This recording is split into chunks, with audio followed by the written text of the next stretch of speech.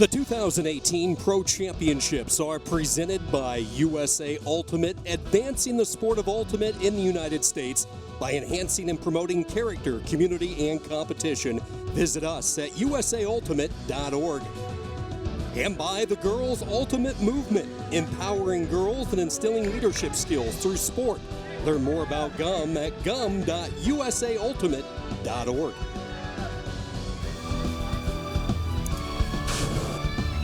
Let's meet Mixtape as they get set to go. Garrity, Abbott, Hendrickson, Akita, Klein, Lozano, and Khalif El Salam, the starters for the Pacific Northwest representing Seattle Mixtape.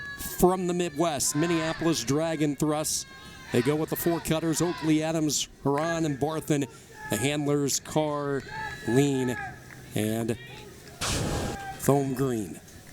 Starters today, it is hot, it is muggy. Certainly the wind not a factor, but the humidity and the high heat can take a toll. 91 degrees, the wind under 5 miles per hour. Nothing but New York sunshine as we get set to wrap up 3 fun days on this holiday weekend from New York City. The third and final championship in the mixed division. Minnesota and the Dragon Thrust out of Minneapolis with the purple and with the disc, and they're going to take a shot deep downfield, wide open, breakdown in defense, but the throw offline, so an early turnover for Dragon Thrust as they try to hit Marty Adams. Yeah, a lot of sharp blade on that release. Typically those bladey throws don't hang quite as much, so there's much smaller margin for error. You either got to get that exactly on a line where you want it to go. The receiver's not going to be able to follow that trajectory. Quick disc movement for Seattle Mixtape. Khalif El Salam gets his first touch today. Dangerous soft toss into the center, controlled right back to El Salam. Looked at that backhand. He's going to slow it up now. Shovels it off safely to his teammate. That's Evan Klein. Klein takes a shot to the end zone and Mixtape able to get the early break. Lexi Garrity, the 29-year-old in her 5th season with Seattle, fires the opening salvo. Well, an unforced turnover there from the Dragon Thrust offense, just giving the Mixtape D-line a chance to march this disc down the field. And you saw Burt Abbott, Khalif El Salam, Evan Klein just taking what's given to them. A few crafty shots here. Great give and go movement. That's one of those things that El Salam is known for. He can stretch the field with his deep hucks, and he can also operate quickly in those small spaces. And his versatility is what makes him so valuable as a defensive handler and a defender overall. Lexi Garrity, part of U-Piece, one of the great benefits for her and why she loves this sport, how it brings people together, how her teammates have become her best friends, and that's a story you find with any club, no matter what the level. The reason people come together for this sport that combines socializing with athleticism, with travel. You become a tight-knit family, don't you? El Salam with the pull. Mixtape the early break. Let's see what Minneapolis can do. Possession number 2. Dragon Thrust will try to bring it up quickly before Seattle can set the D, and they nearly had another takeaway. Josh Hemish. Pass nearly sailed wide. In fact, it did. Out of bounds, unable to save a toe drag along the far sideline. And a sluggy start for Minneapolis. 2 possessions, 2 turnovers. And again, the observers that we've got here are only making some active calls. In-out is one of the active distinctions that they are calling on the field. Seattle 2 for 2 on break opportunities. And Mixtape has it going early. Zhu Chin able to get the goal, 2-0. Well, the first offensive point was more of an unforced turnover, but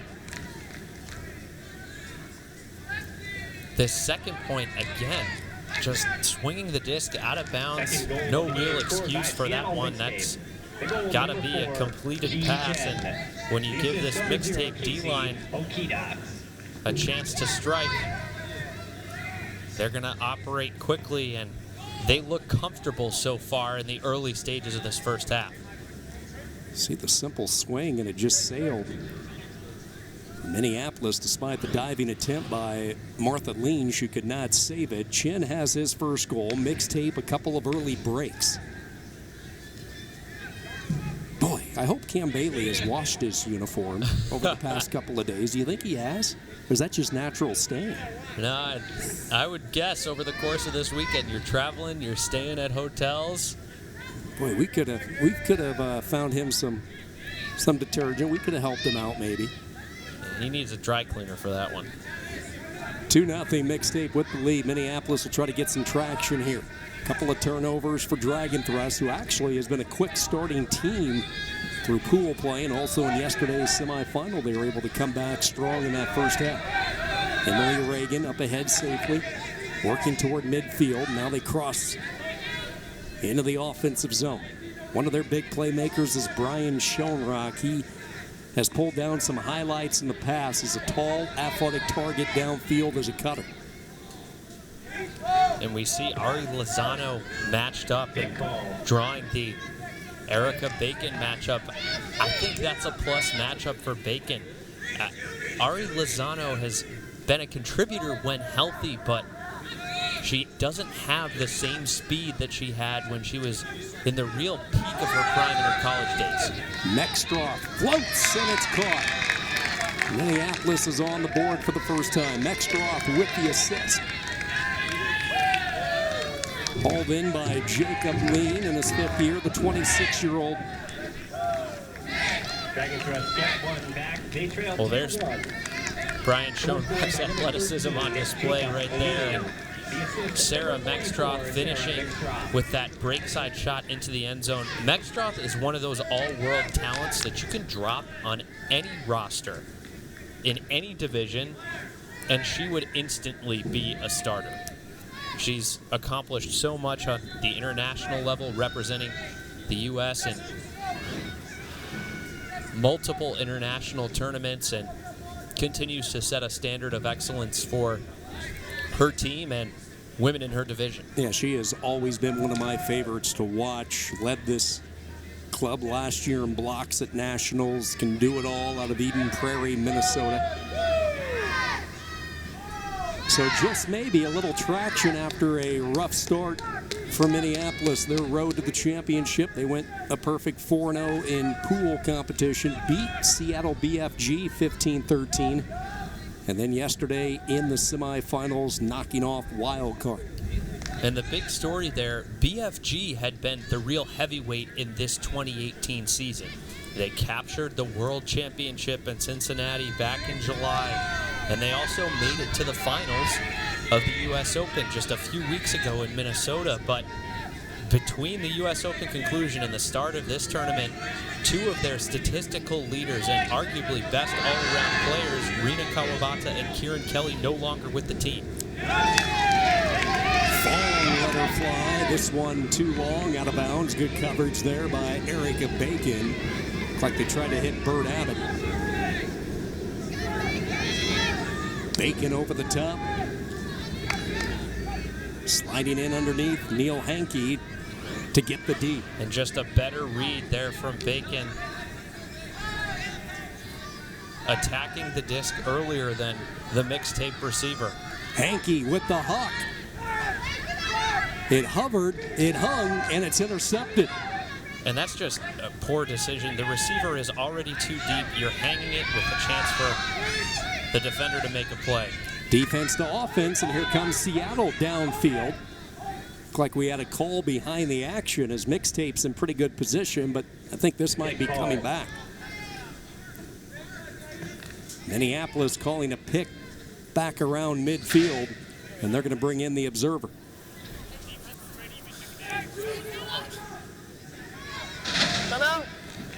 Kate Munforty, the head observer, and a timeout taken. An early timeout. Are you surprised by this? I think it's another big opportunity for Mixtape to punch something in the red zone. You know, there are a lot of coaching philosophies that differ around when to call things in the red zone. But some exciting news that we want to share with you.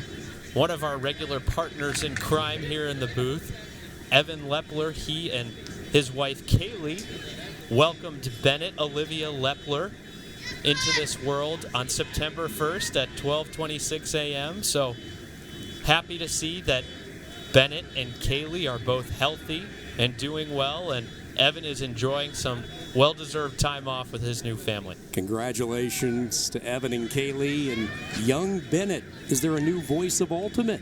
Goodness. I'm shaking in my boots. I don't know how many more years I have left.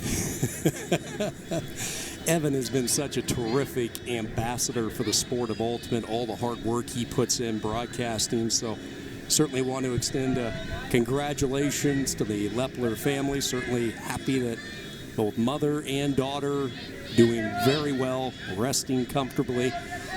Evan wanting some advice as far as those overnight hours, and as a father of two, I said, Evan, really there's no advice. Just get ready for some late night TV, buddy.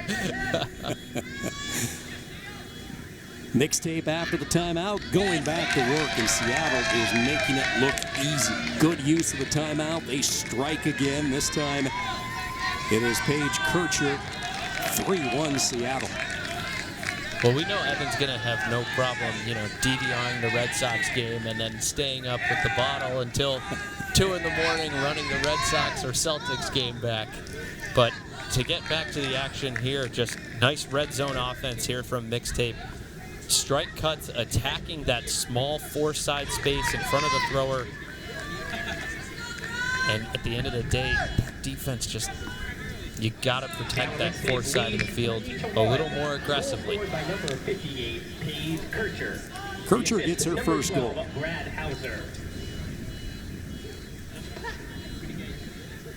Hauser, one of the veterans for Mixtape in his 7th season with Seattle, and 2017 ended with that thrilling 13-12 national championship as they beat AMP.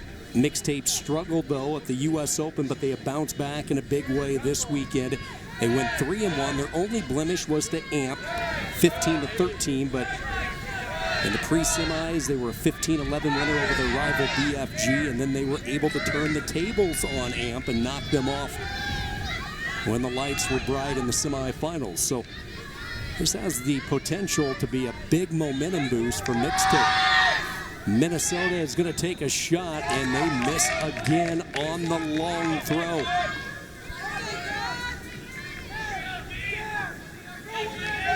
The Dragon Thrust deep game not clicking quite as well as they would like early on. A lot of times those hucks from standstill, when you're stationary as a thrower, a lot more difficult than when you're hucking in motion and in flow. You've caught an underneath pass and you just got to turn around and hit a receiver in stride. It's amazing the difference it can make for you as a thrower. El Salam marked by Adams. Pushes it right side. Seattle working their way. They're going to take a shot. They have a receiver open downfield, but the disc sails a little bit long and incomplete as they try to hook up.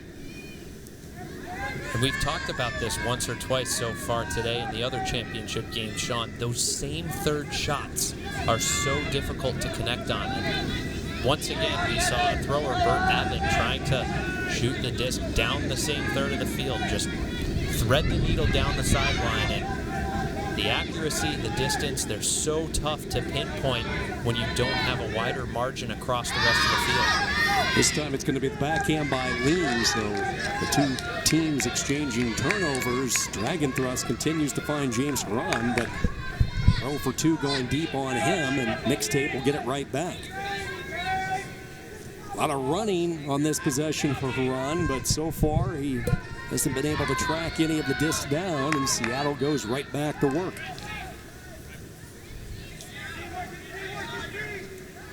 Bert Abbott looking to start it up.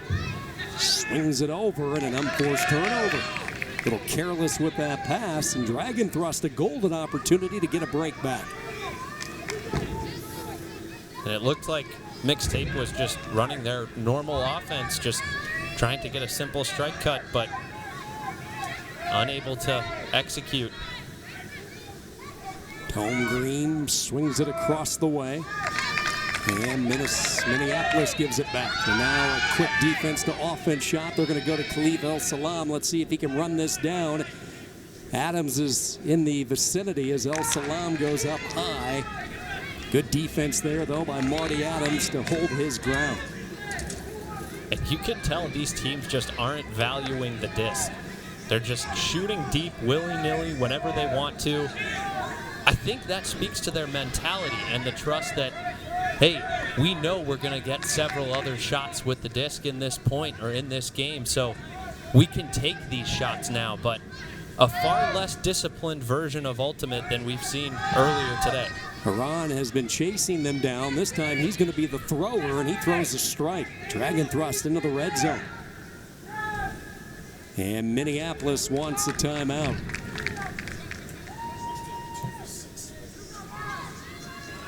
Timeout taken by Minneapolis Dragon thrust. A slow start offensively, trailing by 2, a high number of turnovers, and Sierra Barthen and company want to talk it over.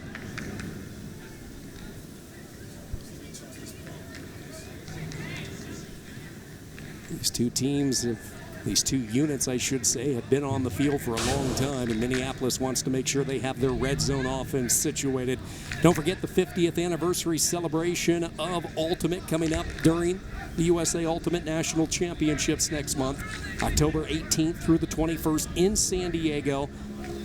You can visit theultimatefoundation.org for more information. What a day to celebrate 50 years of the growth of Ultimate to where it has started with its roots back in the Northeast in Maplewood, New Jersey, back in 1968, and here we are, 2018. The television coverage, the media coverage, the work around the globe as far as getting the international flavor to Ultimate, it just has burst onto the scene. And what a year for this to be happening. The World Ultimate Club Championships being held on U.S. soil in Cincinnati back in July.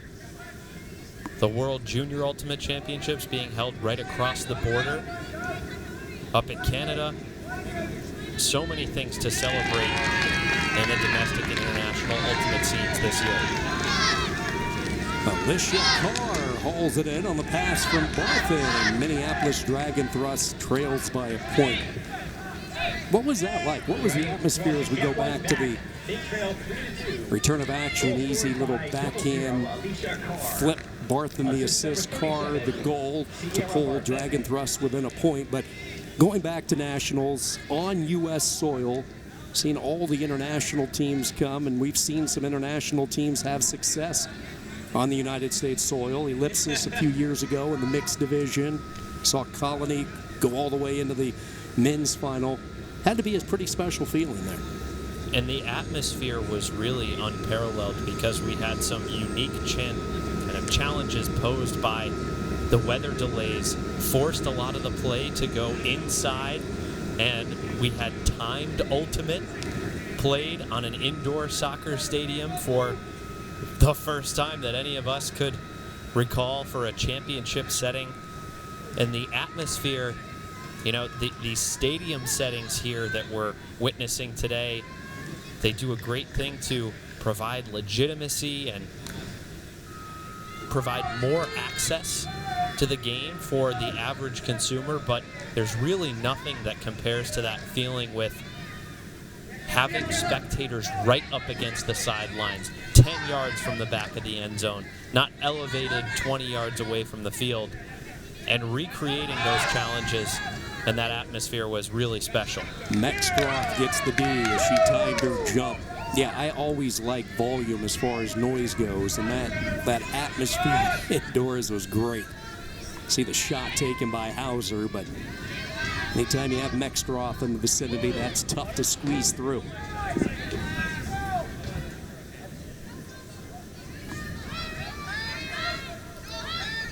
It appears Dragon thrust has weathered the storm a little bit. Vanuka. Mextroth into the center. Left-handed spinner with Kat Ritzman. Ritzman comes back to Mextroth. Little give and go action. Ritzman, was she able to make the catch? Looked like a call away from the action. A pick happened on the opposite side of the field. So Minneapolis Dragon Thrust will keep control of the disc. Still early goings first half. Mixtape has never trailed. They lead by 1. On the reset, Ritzman. High stall count, needs to get rid of it. Bacon comes to her aid. Now Bacon calls for some contact and will stop the action again. Foul call.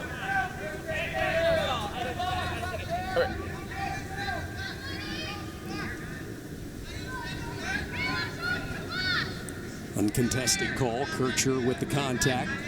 Bacon to restart. And I believe again another call as Kirchen got a piece of her. Foul call. A lot of physicality on the mark. Kircher and Bacon have been matching up several points so far in this game. And, you know, oftentimes as a thrower and someone who's been in that position,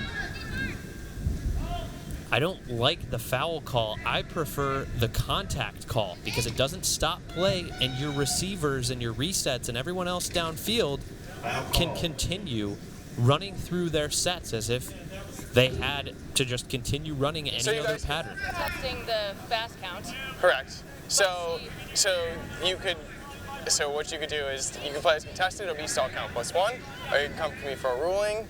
The violation was that she didn't respond correctly, and you're gonna okay. I'll come to you for. Okay, so it is a fast count. Okay. You're counting fast. Okay. You slow down the first couple counts, and you speed up. Okay. So let's just slow down a little bit. On 0. Paige Kircher says it's hot. I want to count fast. They get it back over. Minneapolis Dragon Thrust Vanuka.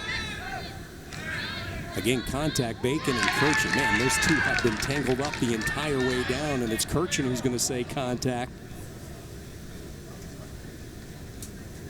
These two players, this entire possession back and forth, and they got tied up behind the action. Paige Kircher not backing down. Even though it was before the goal. Correct.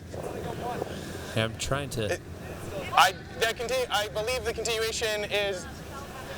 So I guess the question is, when do you think it happened, compared to when they? Well, I was not facing the play. I called foul before I heard the goal celebrated. That's Right.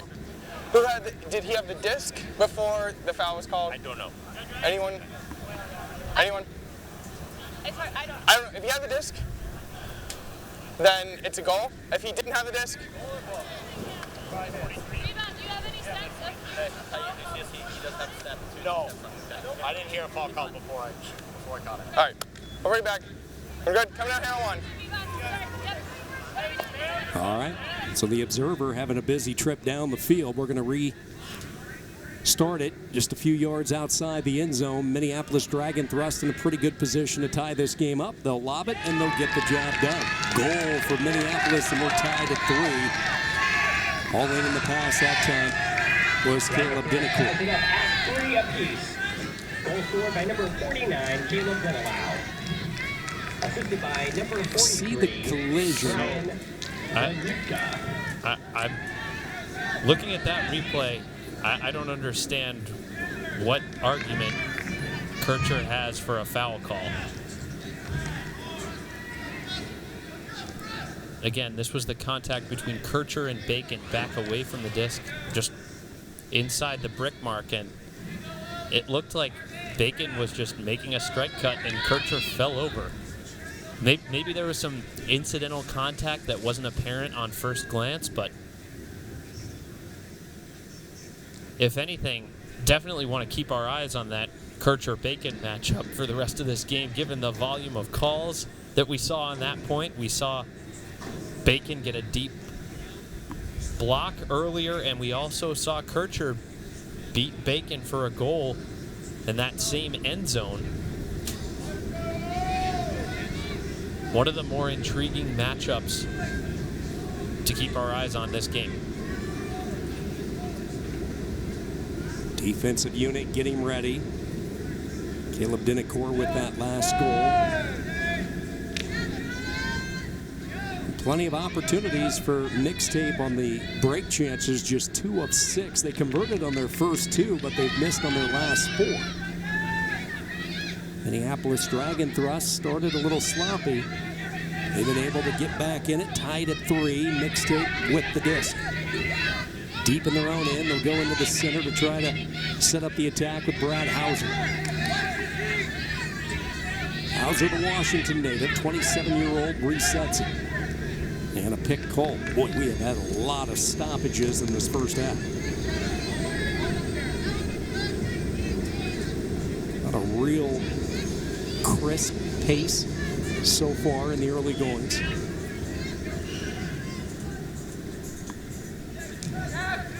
A battle of attrition, you might say, so far in the first half. A way to put it. Lazy pass got caught up.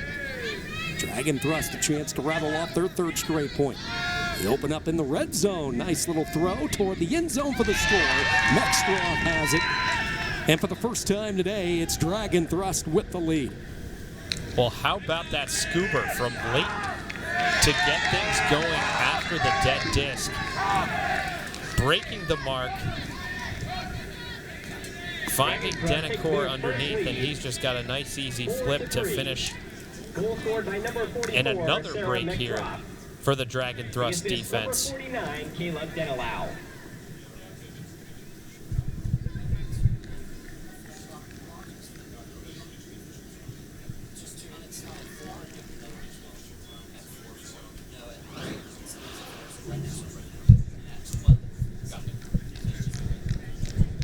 Mextro gets the goal. And now, for the first time today, because we are in the hottest portion of the day, we are going to take a 2-minute break for these two teams to go get some liquid and get underneath the shade. The umbrellas are out, not for rain, but for sunshine. And the humidity levels in New York City, some of the highest they've had this summer, the last couple of days. So that's why we're taking an additional 2 minutes. Obviously, player safety, the primary concern. Want to keep everybody hydrated and as cool as possible. So these two teams will refuel and get back at it in just a little bit. Well, a really freewheeling first couple of points that we've seen from both teams. In the last few points, we've seen the Dragon Thrust D-line offense start to tighten the screws a little bit and value their opportunities with the disc. And after going into that hole to start the game, they've battled back and now lead 4-3. Heat advisory in effect in New York, 91 degrees, incredibly high humidity. Not much of a relief as far as the wind goes. And that sunshine, which has been beating down all afternoon long. And for these mixed division teams, they had a chance to sit in some AC throughout the course of the early morning, early afternoon before arriving. And now 3 o'clock local time here on the East Coast, dealing with some of the hottest parts of the day. And that's why we're adding these 2-minute water breaks. This mixed division is wide open. We talked about the new blood a little bit, Philadelphia Amp and the other Seattle mixed squad. We thought, and we still could see, maybe a changing of the guard. These are two of the stalwarts throughout the years as far as traditional powers and success. You could always factor in either Mixtape or Dragon Thrust to go deep. Situation hasn't changed there, but the opposition has changed, Ian. That's right, and I think the favorites, if we had a Vegas line looking ahead to Nationals right now coming into this tournament, probably would have been BFG, given their world championship and strong performance at the U.S. Open. But the departure of Rina Kawabata and Kieran Kelly means so much to the composition of that offense and the structure of that offense that BFG obviously struggled in their absence, and they're having to rely on new pieces to kind of make that difference and make that jump. So I think we've got a clear top 3 in Amp, Mixtape, and Dragon Thrust, and BFG is scratching to stay at that 4th spot. Wildcard also making a case. but the institutional success and experience and history of Mixtape and Dragon Thrust is shining through at the moment. Boston Slow White going through what I think a lot of people would describe as a transition year. That was another club that had a stretch run of dominance as well. Clara Revere and Mixtape trying to get back on track a little bit. Mark Burton has it. Burton spins the disc over left side. Gets it right back. He has Revere to the right. He's going to go down the seam, attack the end zone. The Dragon Thrust defender went down. That opened up an easy over-the-shoulder grab for the long strike and score. Evan Klein, a former college rival of mine, having come out of the Virginia Tech Burn program. And he's really made a name for himself as one of the best male defenders in the mixed division, earning recognition from some of the top industry publications like Ultiworld as the top defender in the division. At the time it was his offense as he was able to go deep. A couple of points for Evan Klein. Mark Burton with the assist. Burton in his 4th year, he just tore up the AUDL for so many years as a dynamic offensive threat. After 2 club seasons with Sockeye, he returned to Mixtape last season. And what's a lot of the, the process of deciding whether we, to go from the women's division in the mix to go from the men's division in the mix? That there's a process there, and we saw Scandal lose a couple of their key players to the mixed division. Why the change for some of these athletes? Well, I'm sure some people in the mixed division would not appreciate the blunt reality of this one, but at the end of the day, there are players who view the single gender divisions as more competitive and more demanding of commitment throughout the season. And they require another level of commitment and fitness and preparation. And so when someone like Jenny Faye starts a family with her husband and isn't able to train in the first part of the year but thinks she can be healthy by nationals, it's a lot easier for her to hop on a mixed roster than it is for her to stay with Scandal and, just join that team late in the season. Obviously, I think a lot of other people in the mixed division, including these teams playing, would beg to differ, but you look at a lot of those single gender stars who cross over, the commonality is that they're later in their careers, they're older, they're starting families, and so they need that lower commitment, lower pressure obligation. When you look at practice time, as you see the drop happen there by Barthen in and out of her hands, what type of practice time are we looking at for these mixed teams? I know obviously they vary, but as a whole, consistently, how many times are they getting together? See, and I think it's tough to zero in on something that's a whole, because there are nationals level teams that pride themselves on practicing once a month or pride themselves on only going to tournaments and using tournaments as times to fine-tune their technique. There are other programs that treat this obligation as a multi-practice-a-week obligation, as we saw Khalif El Salam shooting deep to Reed Hendrickson.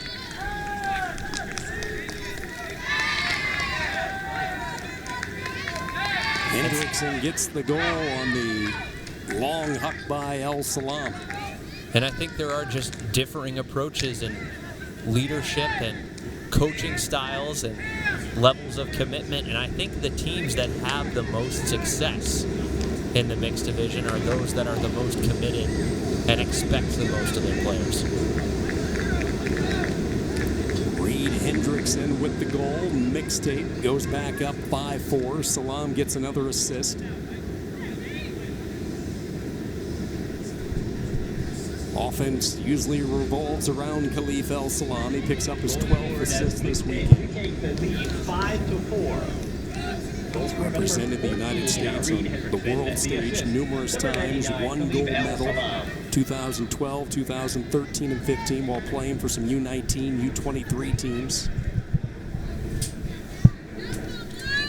And those break chances starting to even up a little bit. Mixtape still with a break advantage, up 5-4 on Dragon Thrust. pace of this game, you have a feeling this might be a cap game, don't you? Certainly. 5-4 Seattle by a point. Offense started by Bacon, comes near side to Ritzman. Ritzman goes right back to Bacon, swings it over to the right. Dragon thrust. Not been gun shy, taking their shots downfield. They haven't been highly accurate. Brian Schoenrock has had a quiet first half. Let's see if they can get him involved. He's in the middle in the bright orange shoes.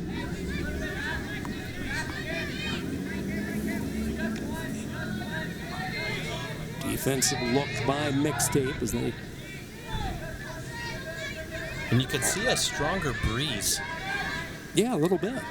Being more present than we've seen in any of the other matchups, and that's really enabling this Mixtape zone look to be more effective because that wind is acting like an extra defender that makes those over-the-top throws so much more difficult to execute. Leighton to Bacon, and a turnover by Minneapolis. A couple of players in the same area. Mextroth tried to bail them out with a dive, but came up empty, and a break chance for Seattle Mixtape. Fluttering disc ends up safely with Chen. Chen with that low release, cross-field pass, and it's intercepted. Jumping the passing lane with ease that time was Leighton. Here comes Ritzman surveying. Mextroth makes the catch inside the red zone, just outside.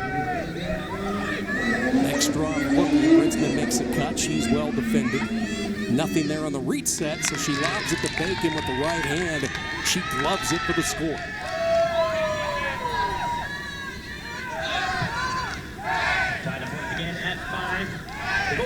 Again, not the cleanest point from either team. Mixtape's got to really want that break opportunity back. Not sure what Chen was looking at. That release was going far past his receiver. And then Mixtape just not quite establishing its defensive assignments in the red zone, and Dragon thrust making them pay, attacking those small spaces. Mextroth with an easy inside break. And Bacon just warding off her defender, holding on for the goal. Let that disc fly around the shoestrings, Mextroth. Pretty good 1-2 patch when you factor in Erica Bacon and Sarah Mextroth. Those two combining for that point to pull Dragon thrust even. Minneapolis had such a tough time in the Nationals last year. They lost in the quarterfinal round to Slow White. This year in the U.S. Open, the first leg of the Triple Crown Tour, a semifinal loss to AMP 13-10. John Gross hoping his club is peaking at the right time with Nationals 1 month away, a little more than a month and a half away. Yeah, a lot of transition for this Dragon thrust team. You know, a player like Jay Drescher, who would otherwise be a fiery downfield defender, is no longer in the mix. He's transitioned over to the men's division. They've got new leadership, a new coach on their team. And so this team is just working out the kinks of its new leadership and new paces as a disc just hits the turf. Bolton, I believe, was the intended target, but nowhere close. Minneapolis Dragon thrust will get a break chance. Kick call. And you could see what Hauser was looking for. He wanted that inside break, that soft inside window to Bolton, but just not enough touch to keep that up. A small window maybe would have been better served by pump faking and then throwing that around backhand instead. Minneapolis looking for the break and diving out of nowhere with the one hand. He hauls it in. It's not quite in the end zone. His feet straddling that goal line. This time, Schoenrock will make sure both feet are in. It's a Minneapolis break, and Dragon thrust goes back out in front, 6-5. All goes back to that save, though. Take a look at this. On the throw by Glader.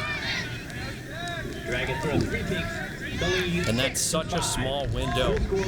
You could see the dump defender, Jesse Bolton, forcing his mark upfield, daring, hey, I dare you to thread that needle. I dare you to make that grab.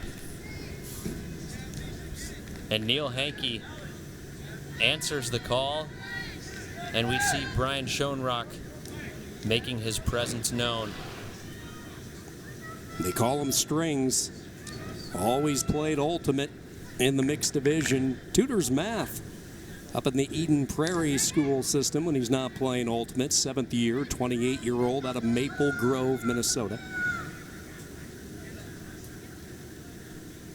So Schoenrock gets the goal, Hankey the assist, but even more important was that grab to save possession near the goal line. And despite a really slow start, Dragon Thrust has weathered it, and they lead by a point, inching closer to halftime. And we're squared away, 3 apiece on the break chances for both these two clubs.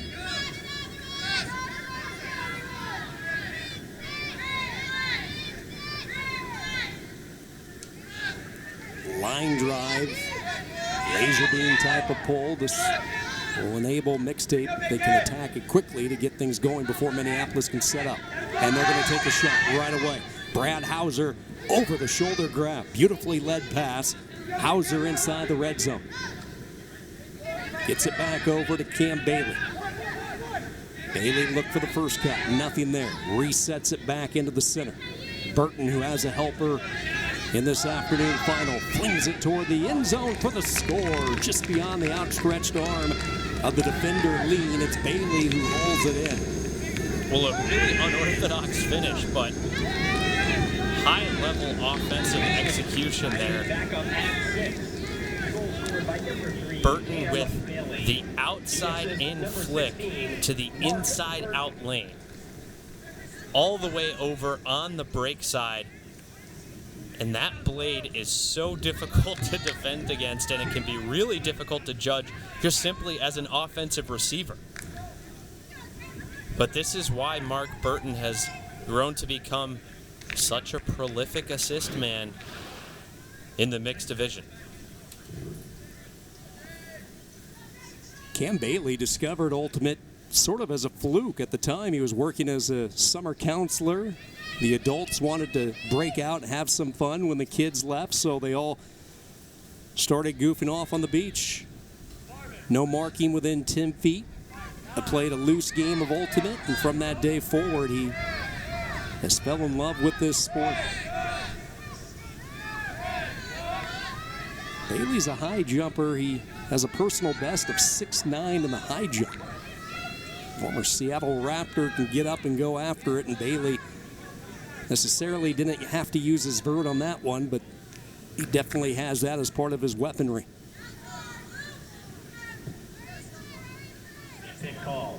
Pick call downfield. We'll restart it.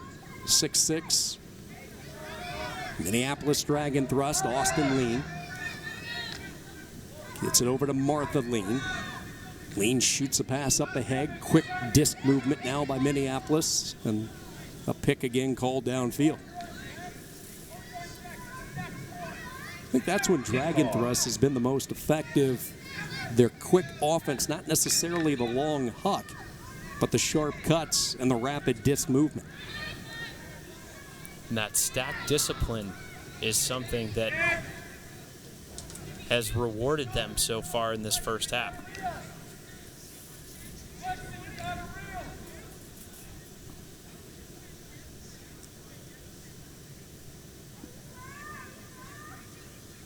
Lozano will have the mark when play resumes.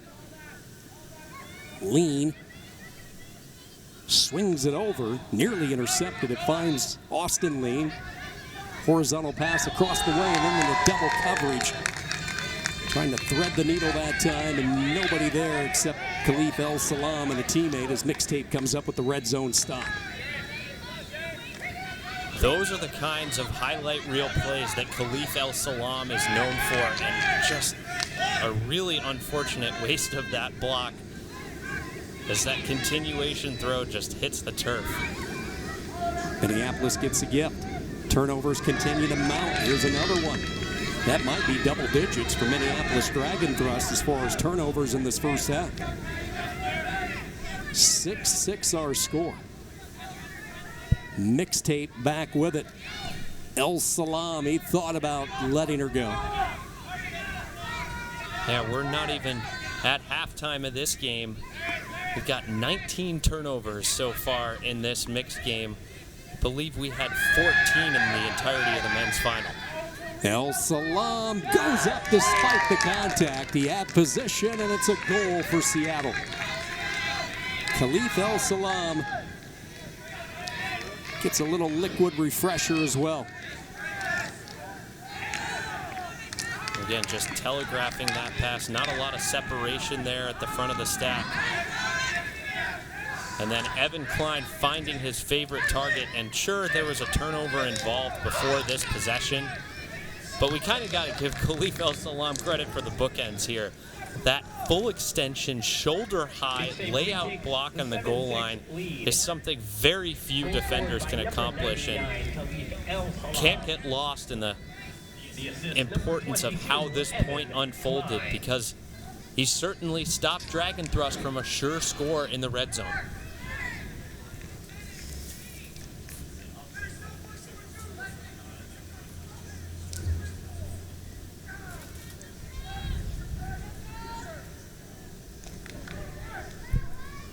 Evan Klein, Khalif El Salam combining for that last mixtape point. Now they're 1 point away from sending this to halftime.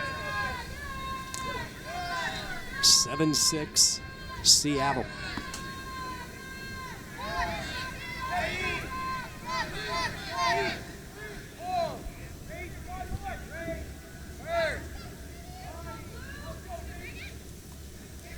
High rainbow type pull. Minneapolis will set up the troops. Jacob Lean in the center handling position, and another bad pass and a chance for a break to go into the locker room for Seattle Mixtape. Minneapolis has just went through some stretches in this first half where they have made some careless passes. El Salam double shifting, he's still out there. Great dump defense there from Erica Bacon. You could see Mixtape working to try and reset the disc to Burt Abbott, but Bacon was taking that one away, and an easy finish here to the fourth side cone for Seattle going into halftime.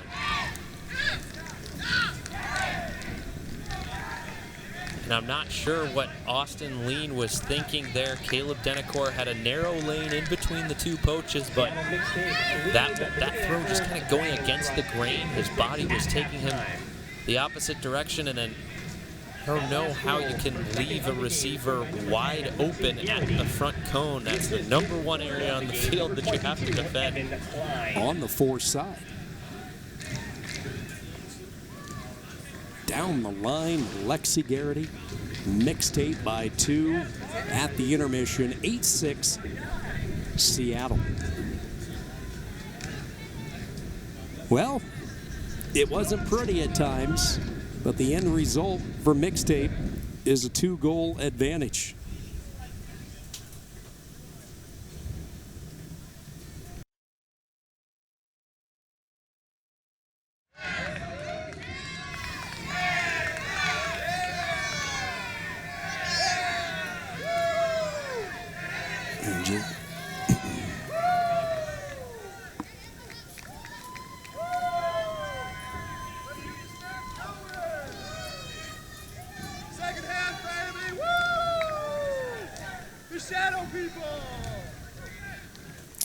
It's a very hot Monday afternoon, Labor Day weekend coming to a climax here on the ultimate stage. It's the third and final championship. Congratulations to Boston Brute Squad earlier today, your women's champion. New York Pony won in front of a vibrant crowd earlier this afternoon, knocking off the defending national champions from San Francisco Revolver. And now here we are, the second half poll.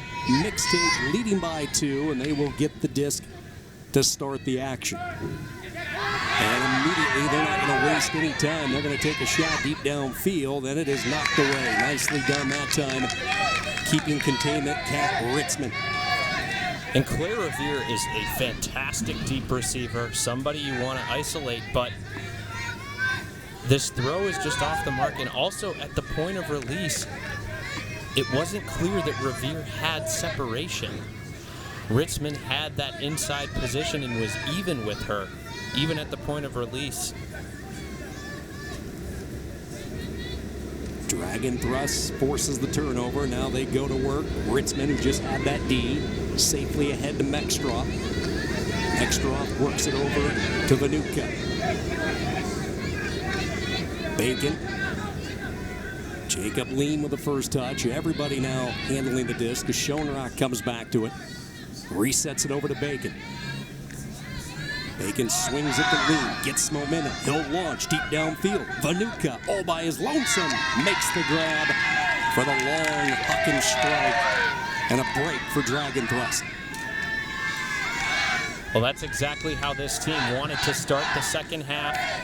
A turnover-plagued first half, but once they get the disc back, they march the disc down the field and punch that Mixtape offense, showing them that they're not going to lay down here in the second half. This is number 13, Jacob Lean.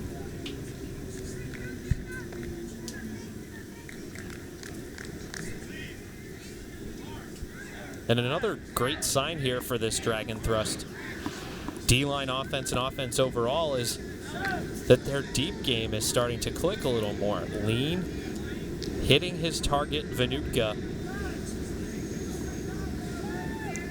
after the Dragon Thrust offense as a whole really struggled to make the right choices on their deep throws and even connect in the deep lanes. Would you say they rely more on that downfield huck than Mixtape? In the first half, I think they tried to. And I think that was to their detriment. More often than not, I'd like to think that having seen and studied Mixtape's play, they too love the long ball as much as anybody. The pull by Dragon Thrust. 8-7 Seattle still with the lead, up a break.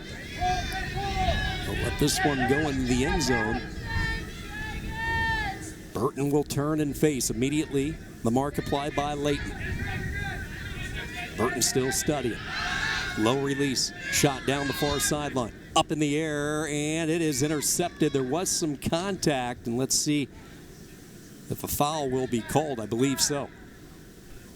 And it looked like Mextroth was trying to elevate to get a hand on the disc, but she went into Hauser's back before he could even jump. Right there. Yeah, forcing him out of bounds. That is absolutely a foul, so no contest, and Mixtape brings the disc back in at midfield. Stall count on. Forced to get rid of it. They do safely. Kircher not quite into the end zone to Burton.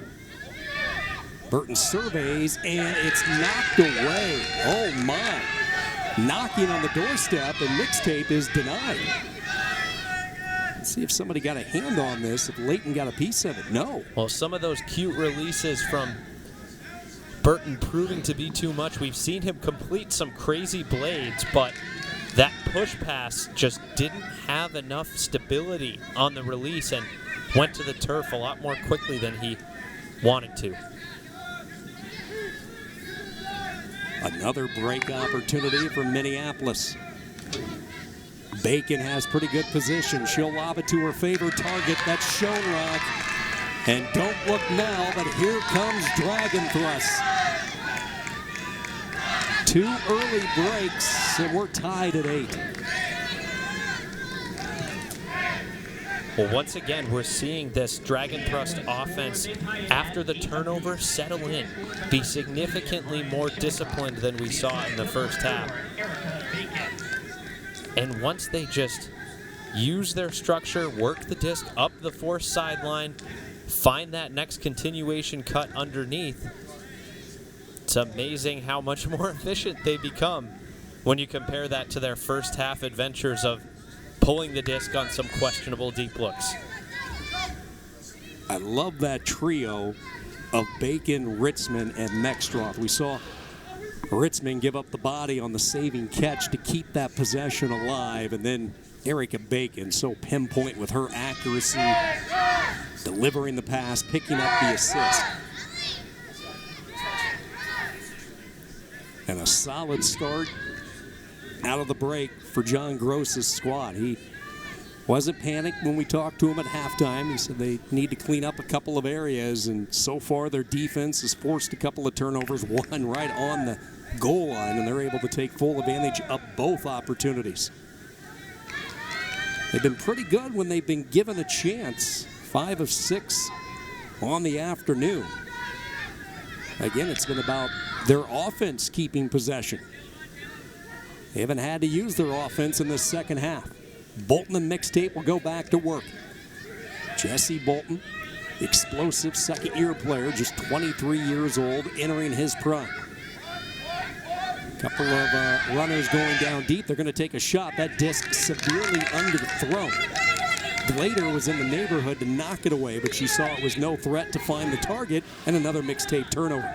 Well, I think Evan Klein thought he could just put this one out on an outside-in platter, but I'm not sure if any sweat on his fingers impeded his release or caused that disc to slip, because it definitely wobbled out more inaccurately than we've seen him throw previously. Schoenrock to try to give Dragon Thrust the lead. There's going to have to be some late jets. Did he haul it in? He did before stepping out of bounds. Vanuka turning on the jet engines late. Beautifully led disc and Dragon Thrust, a perfect 3 for 3 in the breaks. Well, we've only seen the first 3 points here of this second half, but we're seeing a new narrative emerge about this game being a tale of two halves. The first half, a battle of attrition, with both teams fighting through a high volume of turnovers, grinding out unnecessarily long points, and now in the second half, it's been all about Dragon Thrust's efficiency, capitalizing on the first opportunity that they've been given each time that they've earned blocks.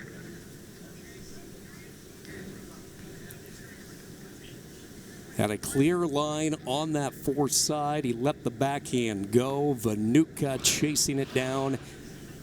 And a timeout taken by Mixtape. A good timeout. They're reeling a little bit after the intermission. 3 straight by Dragon Thrust. What's the message right now for Mixtape? Inside that huddle, one club that doesn't necessarily have a head coach who does a lot of the organizing like some of the other clubs, so it's player run. You've been in some of those huddles. You've been delivered a blow, one on the chin. You've given up 3 straight break points. How do you regroup on a hot day like today? Well, I think there are a couple of approaches. One, you can throw your D-line out there and just say, hey, there's a reason we're trusting you guys now. We're going to give our offense a chance to regroup, and the D-line's just going to go out there and run that offense that they run every time they earn a turnover. Another philosophy that it looks like Mixtape is sticking with is, put a lot of those O-line players back out there and just have confidence and reiterate in the huddle that, hey, this is just a blip. This is an anomaly. We have complete and total faith in you.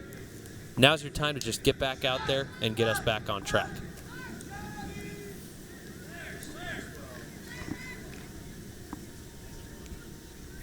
Ellen Goldberg, number 17 for Seattle, making sure those hands are dry as they get ready to receive the pole. Let's see if this line can get something started for Mixtape, all of a sudden trailing by a point.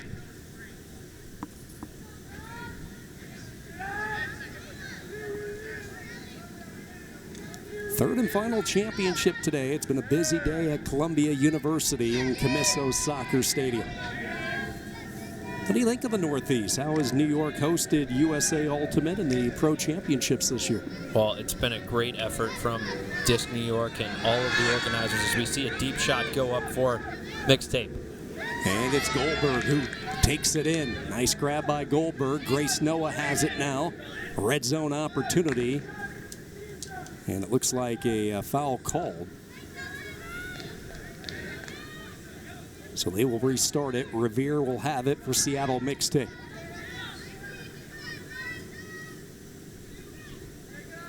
Revere taking a look at some of her options, sends it over to El Salam. Salam on that tight mark. Goes forehand flick with it. Diving grab made, not quite in yet. And now they are. They get the goal, and we're tied at 9.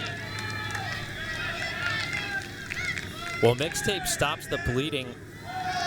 We talked about how much they trust the long ball.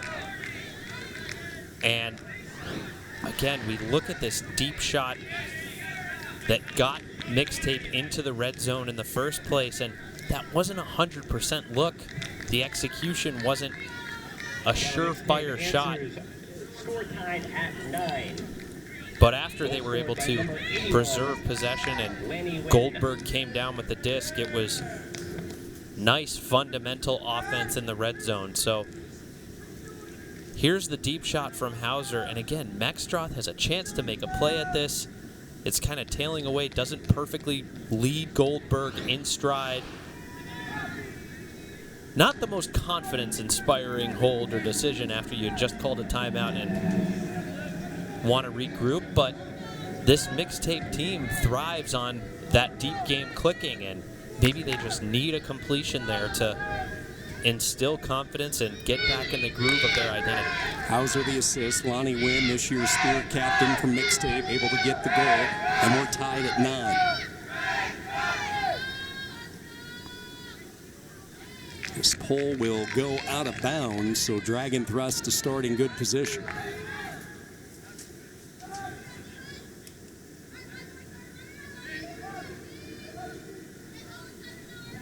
Leighton, Vanuka, some of the cutters out of that vertical stack for Minneapolis. It's Vanuka who pops out first. Up ahead safely. They get it to Glader. Glader throws it high up into the air, jump disc situation, and it's knocked down. And I think a conversation might be coming. And once again, this is where we saw the Dragon Thrust offense struggling. When they're forcing these deep shots, these blades that go down the break side, that hang, give people a chance to make a play. And I don't see a foul there. Sure, there's contact, but that's clearly after the play has been made. 40 seconds. And good to see things resolved in a just manner. Big smile on Evan Klein's face. He was the one who landed actually on his teammate. That's Tavis Leighton, first-year player out of Yale for Dragon Thrust. So Seattle Mixtape will get it. 9 apiece. Chance now for the Pacific Northwest to strike up a break for the first time in the second half. El Salam, he's been throwing dimes throughout the entire game. Keeps the gun in the holster that time, resets it to the middle, working toward their own goal.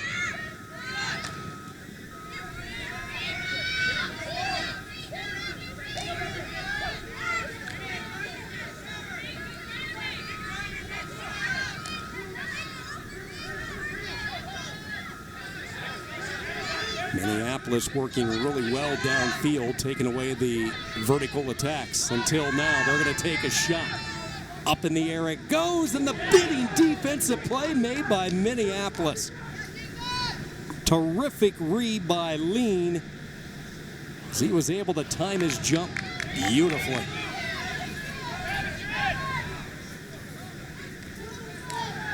Boy, that's pretty. One of the more impressive defensive plays we've seen all day. And he's able to get there, earn the block on the goal line, and immediately calls timeout, realizing how important this hold is for this team. He might have either got the wind knocked out of him. Hard landing on this surface. He's going to get a quick blow. Hopefully he is all right. He's been instrumental both offensively and defensively today for Dragon Thrust, the 26-year-old. He's played with Dragon Thrust since its inception back in 2009. He joined the roster then as a young 19-year-old, back in a captain's role for this Minneapolis-based club.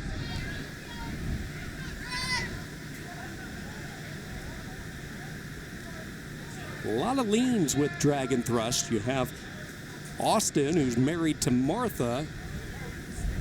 His brother is Jacob, all on the handler line at times. So in some sequences throughout the years, we've seen as many as 3 leans out there for Minneapolis Dragon Thrust. I'm guessing on Labor Day weekends when they're not playing in an official tournament, the family gathering is a game of ultimate. Would you say that's a safe guesstimate? I'd put money on that one. I just wouldn't want to play them with the other family members. That's right. Got no shot. After the timeout, let's see if Dragon Thrust can complete the break after Lean's terrific D. Dangerous throw back into the center. It is Lean, and he is going to go. Home run ball, bombs away. Marty Adams waits. El Salam, though, was in his back pocket, and he elevated a little bit higher than Adams could get up. Well, once again, this is Dragon Thrust's O-line personnel out there. As long as this point has been, this is still an O-line point for Dragon Thrust. And these O-line personnel are making really questionable huck decisions. El Salam, line drive. Hendrickson, beautifully led, hauls it in. Just shy of the goal line. El Salam again. 60-plus yard throw, and there's the strike and score. Garrity hauls it in. 10-9 Mixtape, all set up by that bomb by El Salam. Well, this is how Khalif El Salam stretches the field for his team. He's got the ability to pick up on his own goal line and rip a full field flick or a full field backhand, and that commands a lot of respect from downfield defenders. They have to understand that that capability is in his pocket, and we see Hendrickson chasing this one down, and then Garrity on the fast break after the huck, just completely unmarked, no one in sight, all alone at the front cone. If anything, after one of those deep completions, as a coach, you want to pride yourself on your defense's ability to recover. Hey, all right, we just got punched with that deep grab, but now let's reset and establish our defense as best we can in the red zone. Haven't seen that on some of those deep shots from Seattle.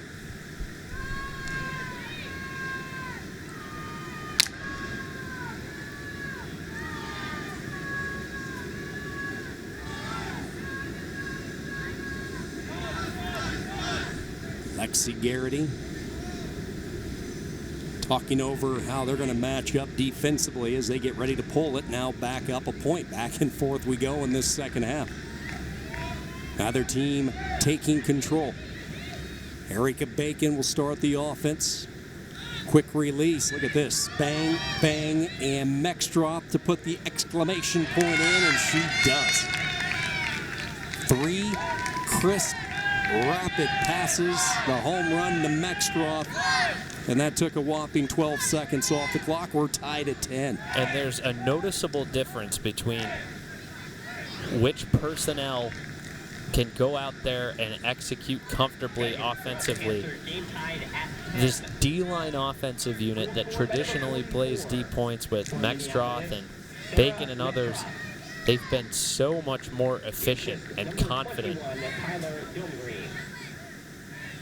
And a nice finish there from Thorn Green, capitalizing as that break side window was closing quickly.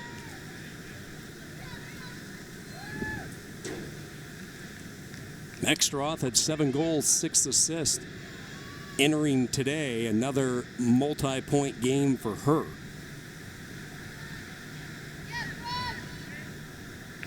Tens up on the board, second half.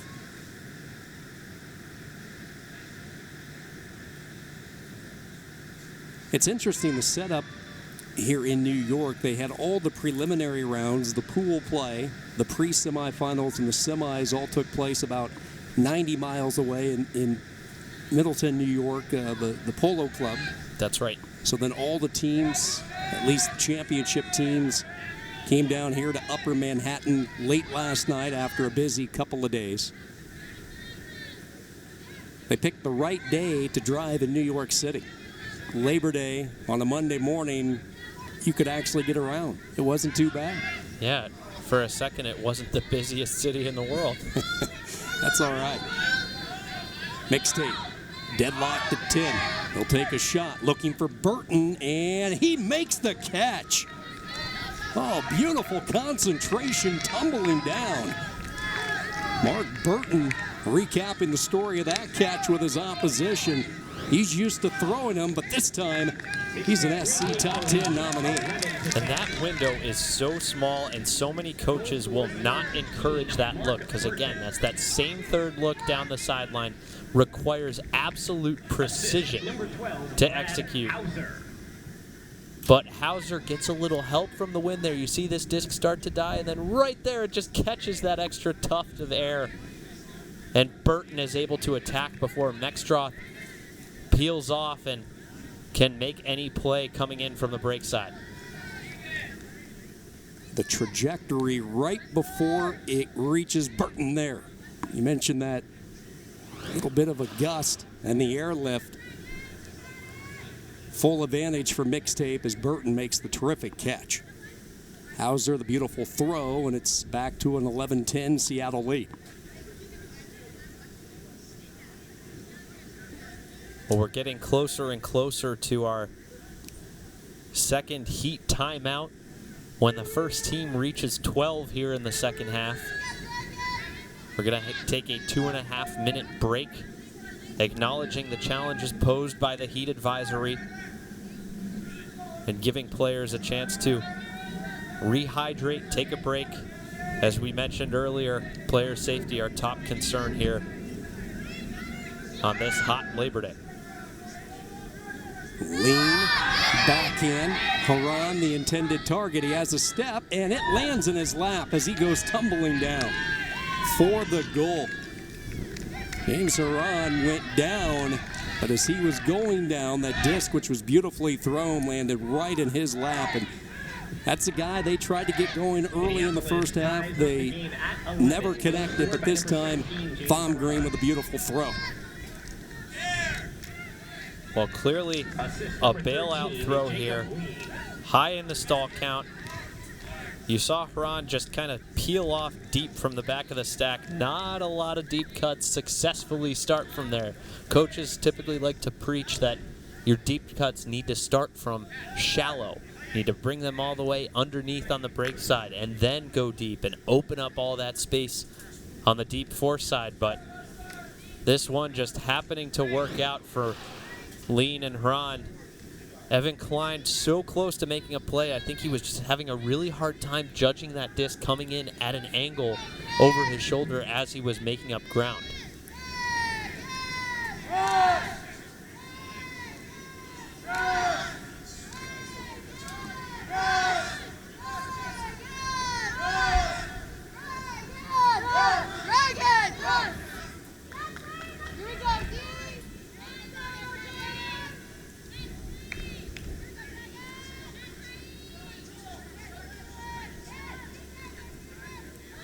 Burton picks up the rolling disc as they set up the offense. Mixtape tied at 11.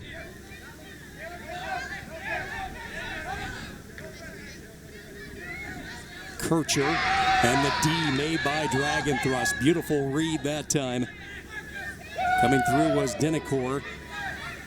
And a break opportunity for Minneapolis. Caleb Dennicor split second too quick that time for Mixtape. Huge swing across the way as they reverse direction. Into the end zone for the score. Front of the end zone, Vanuka found an opening, found a little daylight, and Minneapolis gets the break. They go up 12-11. Well, how about the performance by Caleb Dennicor on that play? A run-through underneath block on Mark Burton, who's been such a powerful distributor for Mixtape. You saw Burton maybe slowing up there and not attacking the disc quite as quickly as he could have. And then once the disc gets in the red zone, Dennicor with that nice gut shot right up the middle, completing the break and giving Minneapolis a late lead as we head into our heat advisory break, now just 7 minutes away from the soft cap. Vanuka with his third goal. It pushes Minneapolis one step closer to a possible pro championship. They lead by 1 with the mandatory heat break.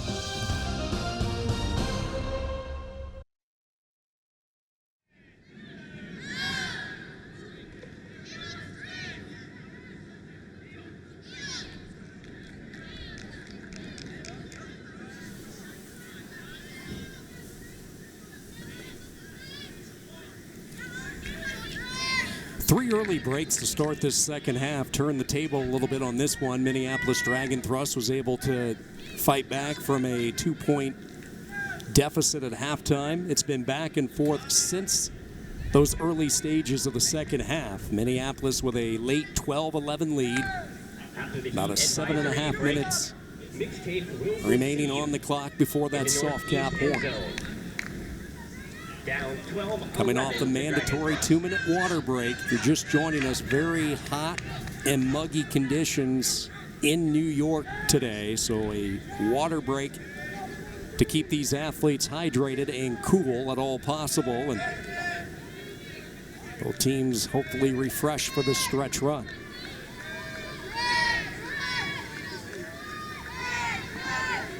"91 degrees. The wind has been light. Heat advisory in effect throughout the remainder of the afternoon hours.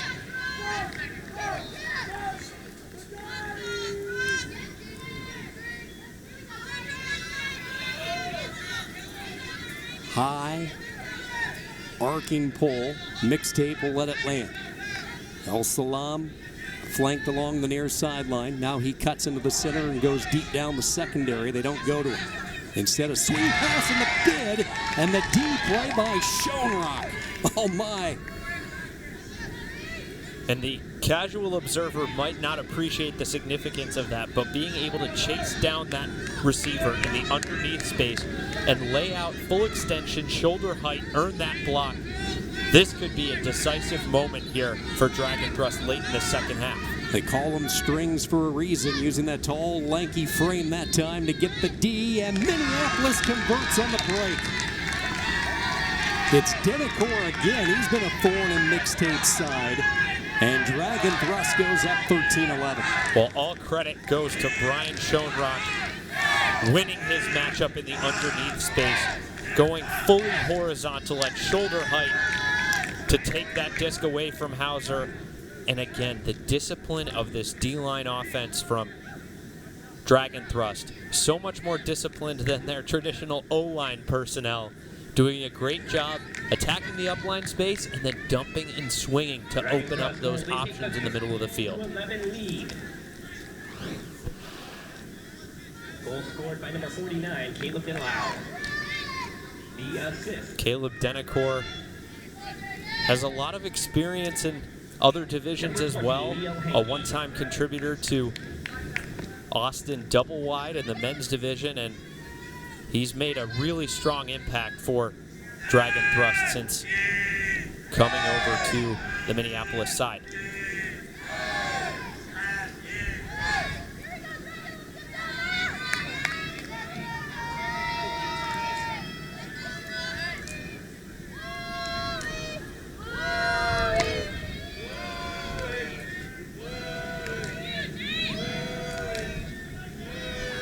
Emily Reagan, Martha Lean doing their best to fire up the sideline.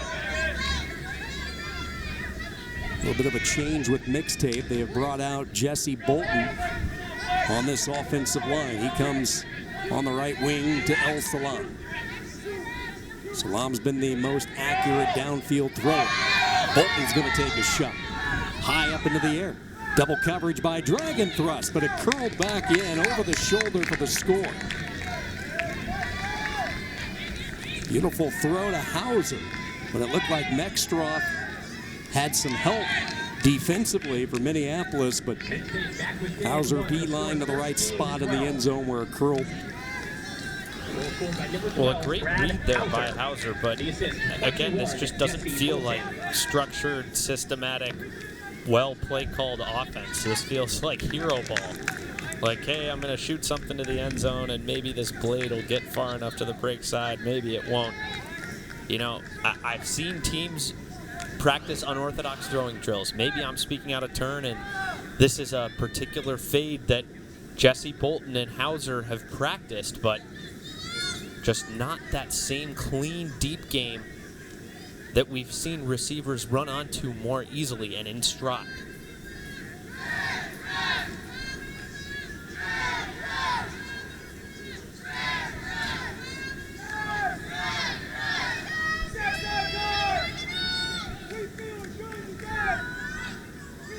El Salam with the pull for Mixtape.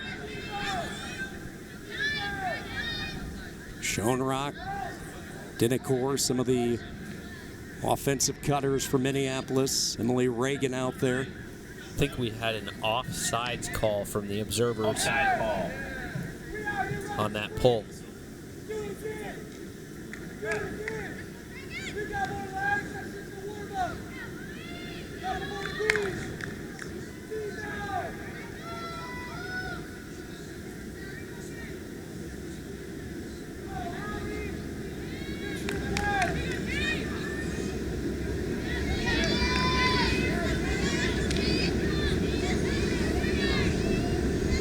Chance to add their lead. Lean in the main handler, marked by Chin. Gets it over to Thorngreen. Big possession from Minneapolis. Forced on that back side, Reagan able to get it over to Jacob Lean. He'll take a shot toward the end zone, tipped around a couple of different bodies, and it falls incomplete. Schoenrock was in the neighborhood. Looked like Dinacor was the intended target. And that was just released with no spin. That was kind of a barbecue backhand floating into the end zone. And when they're not as direct, it's so tough to get a read on those as a receiver. Thorngreen will pick up El Salam, and here's a turnover by Seattle. Disc picked off by Dragon Thrust. They go back to work. And it looks like we have a call away from the action. Schoenrock comes to it.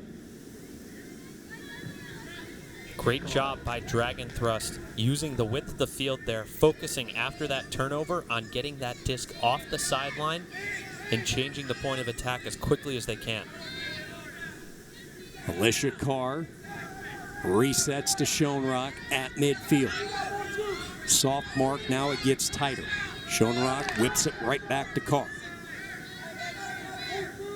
Carr, and dangerous throw. El Salam was right there. Looks like we'll have a call with some contact. Thorngreen saying Khalif came over the top of him. Rescinded it?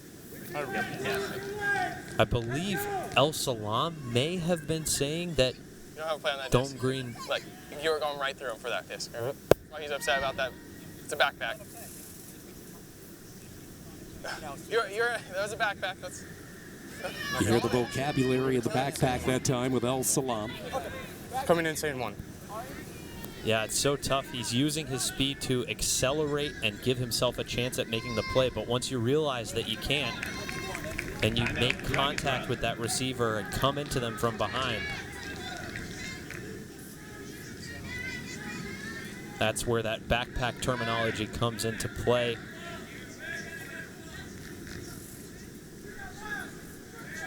Well, in case you missed it, we want to congratulate our broadcast partner, the voice of Ultimate, and his wife Kaylee on their newest edition. Bennett Olivia Lepler was born September 1st at 12:26 in the morning. We are happy to report that Kaylee and Bennett are both doing well, resting comfortably. Evan not resting so comfortably during those overnight hours, but that's what it takes.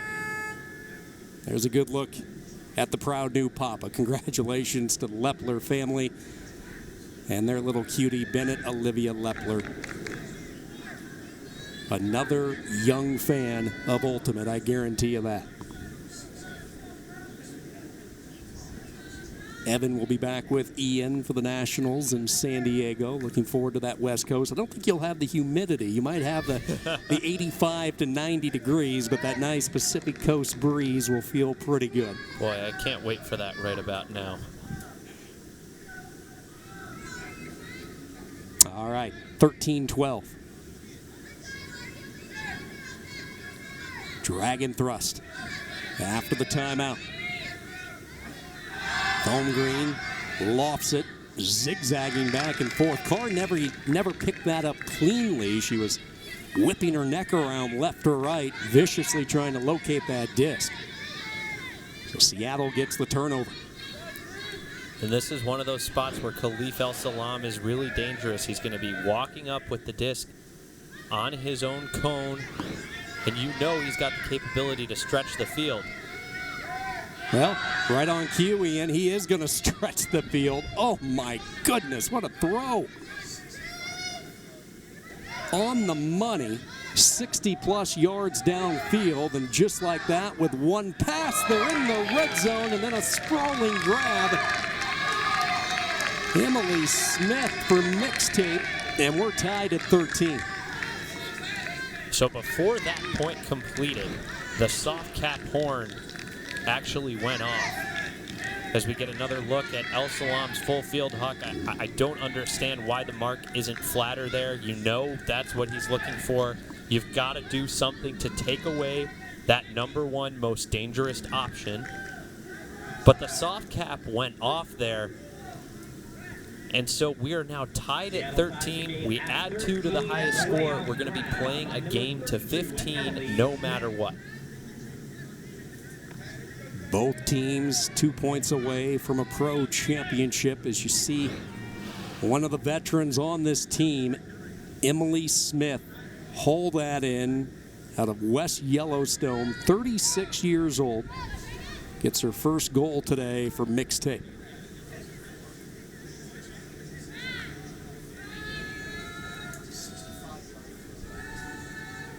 A look at the defense coming up for Mixtape with Lozano. Hendrickson, there's the offensive line. Marty Adams, Layton, see Mextroff and Bacon. Neil Hankey getting the call for Minneapolis Dragon Thrusts. It's a game to 15 for the 2018 Pro Championship. Layton with the pole receive, starts it to Erica Bacon, goes right back to Layton. Fakes left, will go that direction, coming back to the disc nicely to keep control as Minneapolis. Dragon Thrust sending their parts downfield, nothing open. Stall count on, tight mark by Bailey. They settle in for Bacon midfield. She'll launch away, getting behind that defense and off the fingertips, incomplete. A golden opportunity goes by the wayside, but some contact back downfield. So several throws ago, Camp Bailey believed that he stalled Brett Sullivan when he had the disc on that far sideline. You saw him pivoting and trying to get a last-second throw off. He did release a step-through backhand. Let's see if we can hear what the observers are discussing. It is a stall. It is a stall. We're going to go back to where the stall is now. Go back to where the stall happened. Go to where the stall happened. That's where you are. This is live. So they get the stall. How about the mark by Bailey? We were talking about how he was pressuring the disc, and Seattle gets control. How often do you see a stall call? Not too often. Very rarely, and credit to the rest of the Seattle defense for choking off those other options and preventing Minneapolis from getting a reset off in time. Big possession for Mixtape, but they can't take advantage of it. The pass too far out in front. Nextroff had the coverage as they were looking for Lexi Garrity. Game to 15. Dragon Thrust starts up again. Mextroff picked up by Garrity. Swings it over to Erica Bacon. Now Layton sees an opportunity. Mextroff, number 44, by her lonesome. Bingo. Mextroff took an opportunity. She saw a window open up downfield. Seattle late to react. Well, Mixtape has no one to blame but themselves because they had a chance to get this ever important late goal and late lead. And just an overthrow, not sure how else to characterize it there, when you had a chance to march the disc up in the red zone. And Leighton, what a throwing performance he's had so far this game. You think back to his scuba earlier in the first half that set up a nice, easy finish on the doorstep, and then this great huck right down the line to the streaking Mexstroth. Leighton, the 23-year-old in his first year. Mexstroth with another goal for Minneapolis Dragon Thrust. It just seems like through the years when the points are the biggest, the moments and the stakes the highest, it's been Mexstroth who has delivered time and time again. 12 goals this weekend, 3 goals in the championship match today. And Dragon Thrust is 1 point away from capturing this year's title. Mark Burton and Mixtape still with life as they get ready for the possession.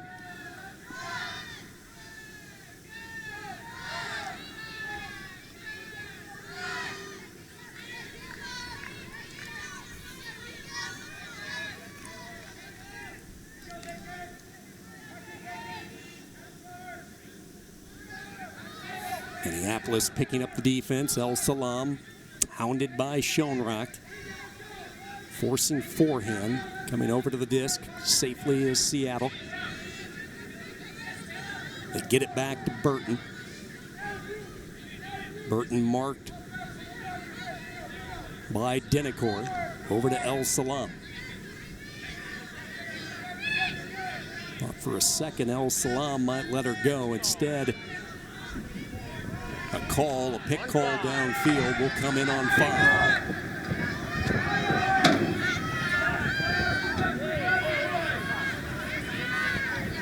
Ellen Goldberg along the near sideline standing. She's a decoy. El Salam's going to launch. Burton trying to run underneath it. You see the closing speed by Dennicor.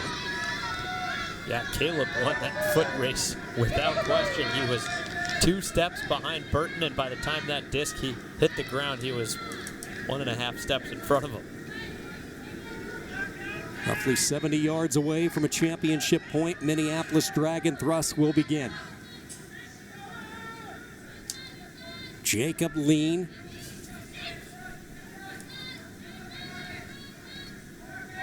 Glader resets it back to Lean, down the seam. Schoenrock goes up and contact as it's knocked away. Good defensive play. No call there as they tried to hit the gunner, Schoenrock. Now El Salam's going to have to make an acrobatic catch. He does. Keeps possession. Gets it to Burton. Right back to El Salam toward the pylon. Caught for the score.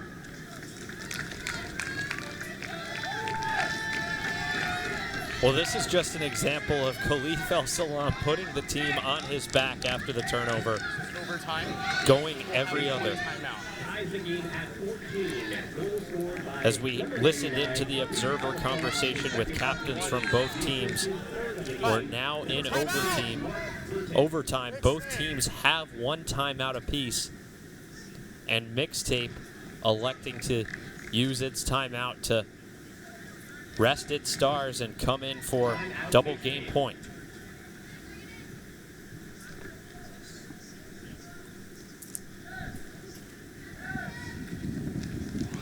Championship point, El Salam and Burton working that give and go. Tie it up at 14, Khalif El Salam.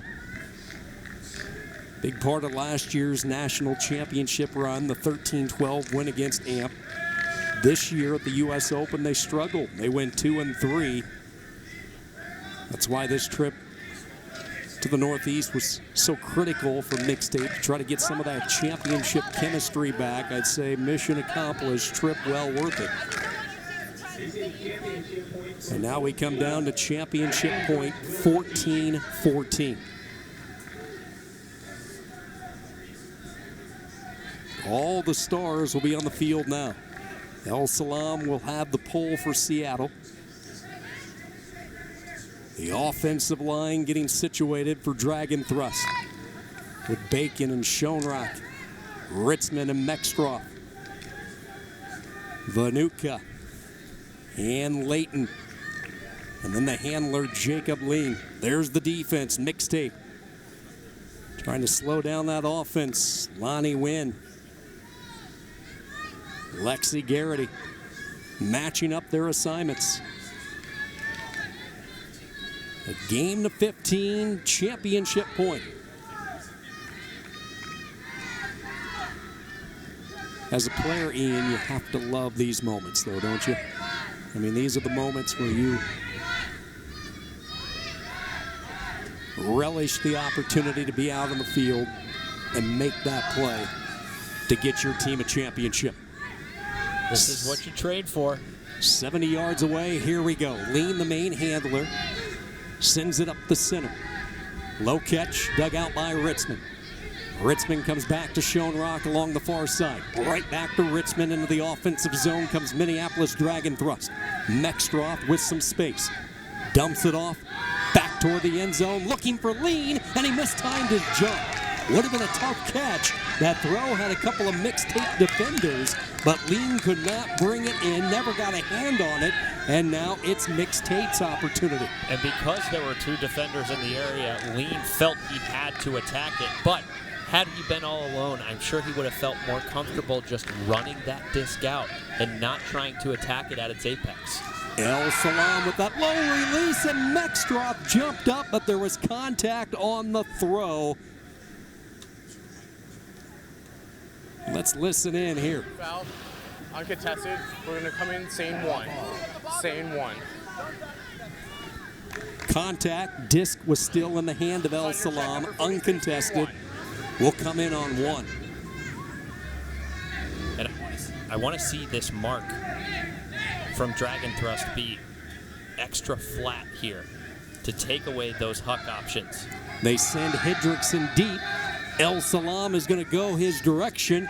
That wind trying to keep it inbounds. Mextroff followed it the entire way. A better job on the mark forcing that throw?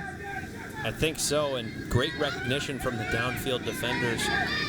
Mextroff peeling off to provide help deep and get that block. Bacon. Deep. Vanuka. Right back to Erica Bacon. Lean showing both that backhand and forehand. He'll hold the disc in a call. And I believe Pick call. a pick. So a pick call downfield will come in on 6. Championship point for Dragon Thrust. Erica Bacon. Picked up by Lozano. Resets it to Lean. They get it to Mextroff. Tight roping that far sideline. Ritzman inside the red zone. Bacon. They swing it all the way wide to Lean. Lean gets it back into Vanuka. Vanuka safely to Bacon, inching their way closer toward a championship, and a pick is called. Keys here on the restart for Dragon Thrust. I think they've got to keep their space offensively. It four. can be very tempting to flood a bunch of cutters to that front corner. Timeout. Timeout. Timeout. And we see Dragon Thrust taking a timeout on the doorstep of victory. And as we were talking about, I think it's critically important for them to maintain their shape and structure and not break down, because with the stall count rising, you want the handler to have confidence in knowing where his or her first and second options are. And if there's breakdown in structure, it's really difficult for them to reset the disc with consistency. And I believe I heard from the observer they are going to come in on a 6 count there. So quick decision for Erica Bacon and Minneapolis Dragon Thrust. Lost in the semifinals of the U.S. Open. Lost in the quarterfinals at Nationals a year ago, trying to reassert their club as the team to beat heading to San Diego next month, at least in the mix with all these heavyweights in the mixed division.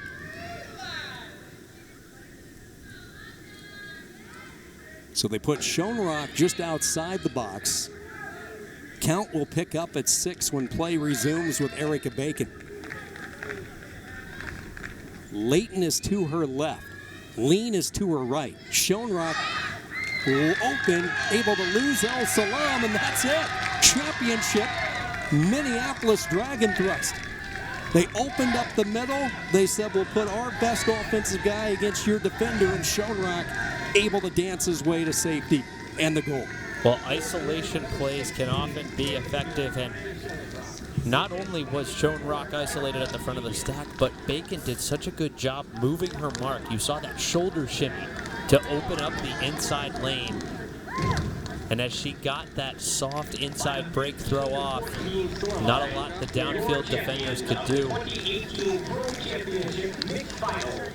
And that high release is also so difficult to defend against. So many throwers traditionally release their flicks at a much lower release point, which would make it so difficult to get the disc across the field into the inside lane at that angle. But Erica Bacon, poise and prowess on the championship stage.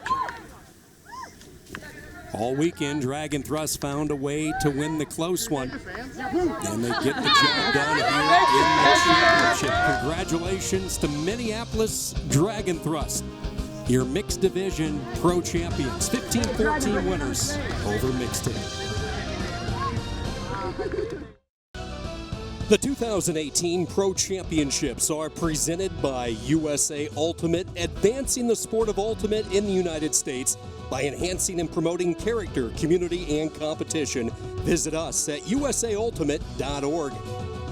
And by the Girls Ultimate Movement, empowering girls and instilling leadership skills through sport. Learn more about GUM at gum.usaultimate.org. A thriller in New York City to cap off a busy Labor Day weekend. Minneapolis Dragon Thrust is back on top. They are your 2018 Pro Championship winners today. 15-14, they knock off Seattle Mixtape. Sarah Mexstroth joins us, and first off, Sarah, congratulations. I want to go back to the start of the second half. You guys come out, you convert on 3 break opportunities, really turn the table a little bit, get momentum on your side. What was the adjustment that allowed you to get off to such a good start in that second half? We knew we had some work to do when we were coming out of that second half. And really, we made a couple really minor adjustments, but ultimately we just kind of changed our mentality and really tried to focus in on what we were already trying to do. And I think it was just sharpening what we were executing in that first half that really got us those first few breaks out of the second half. Mex, it's been a little while since Dragon Thrust has had the taste of a national championship. And, you know, Mixtape, obviously, the defending national champion now. What's the significance of taking them down at one of the major Triple Crown Tour tournaments as you head into the series?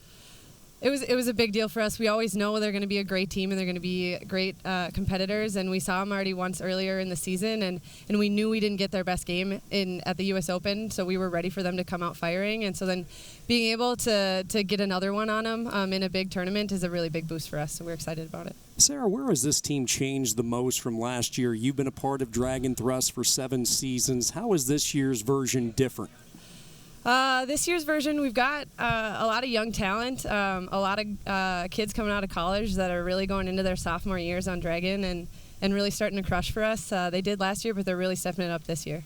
Take us through the next month and a half as you guys get set to head out to the opposite coast, San Diego and Nationals. What's the preparation going to be like? So we're in our phase 3 of our season, so our preparation is just executing and honing in on what we've already done. We're not adding anything new. We're just focusing in on what our strengths are at this point in the season. We've identified what is the best set of strategies for this group, and that's what we're going to solidify in these last few weeks here before Nationals. She's one of the more exciting players to watch on the ultimate scene. Congratulations today. Enjoy that championship and have a safe flight back to the Midwest. Thank you very much. Sarah Mexstroth and Minneapolis Dragon Thrust as we take a look at the USA Ultimate play of the game. Well, Brian Schoenrock had a quiet first half, but we saw him come to life in the second half, and that layout block on the underneath pass attempt made a huge difference, critical for earning a block and generating a break opportunity that Minnesota Dragon Thrust was able to convert late in the second half. Dragon Thrust, your pro champions, 15-14 over Mixtape. Ian, that caps off an exciting day of championship coverage. Brood on the women's. On the men's side, we saw Pony in front of their home crowd in New York, and now Minneapolis Dragon Thrust, the push on to Nationals in San Diego. I think they're making their case that their reign at the top of the mixed division is not over. For our entire crew here in New York, and a few sweating going around today. We've enjoyed every single bit of it. Great to have you with us on this Labor Day weekend. For Ian Toner, I'm Sean Kinney saying so long from Columbia in New York, where Dragon Thrust is your 2018 Pro Champions. All games airing on the ESPN networks are streaming live on the ESPN app. Or to watch the game on replay, go to our watchespn.com. This has been a presentation of ESPN.